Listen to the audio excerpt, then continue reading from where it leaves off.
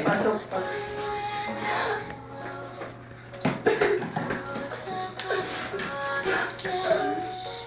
Inay, kausapin mo naman sa itan. Hindi ko kaya. Inay, yung muna na tubig. Parang mas masalita. Itay, tama na yan. Sobrang ka na nandun.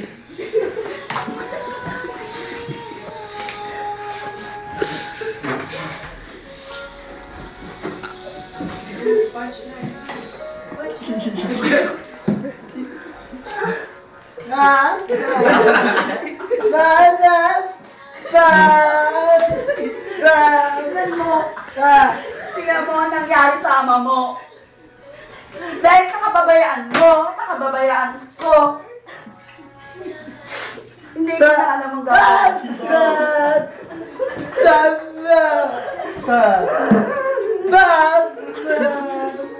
Tignan mo.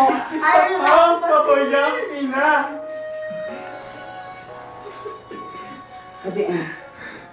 Isa kang pabayang ina.